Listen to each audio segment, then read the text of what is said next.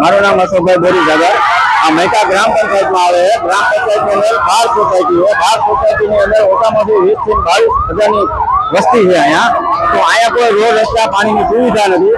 અમે સરકારે એમ કહે કે અમે વિકાસ કર્યો તો અમારી સોસાયટીમાં ક્યાંય વિકાસ દેખાતો નથી। અને હું આમ ન્યૂઝ માધ્યમથી હું કહેવા માંગુ છું અમારા મત વિસ્તારના ધારાસભ્ય જીતુભાઈ સોમાણીને કે આ તમે આ મત વિસ્તારમાં તમે રાઉન્ડ મારો તો તમને ખબર પડે આની પબ્લિક કઈ રીતે જે છે કઈ રીતે શું છે ખબર તમને પડે। બાકી આના કરતા તો અટાણે રાજાશાહી સારી હતી। રાજાશાહી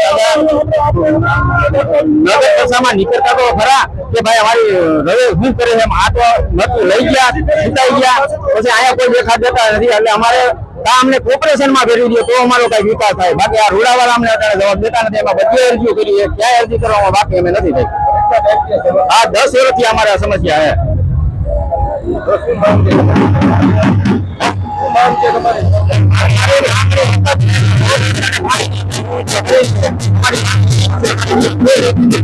મારું નામ રાજેશભાઈ ધીરુભાઈ વેગડા। વિરોધ માટે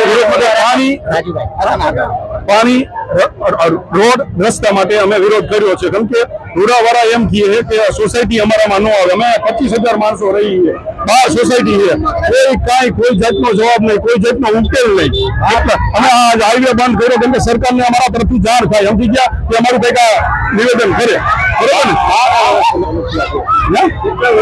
10 વર્ષથી અમારી સમસ્યા છે, 10 વર્ષથી સાહેબ અમારી સમસ્યા છે, કોઈ અમને જવાબ જ નથી દેતું। પંચાયત વાળા કે રૂડામાં આવે, રૂડાવાળા કે અમારામાં ન આવે, બરોબર? હવે આનો કોઈક રસ્તો કરો।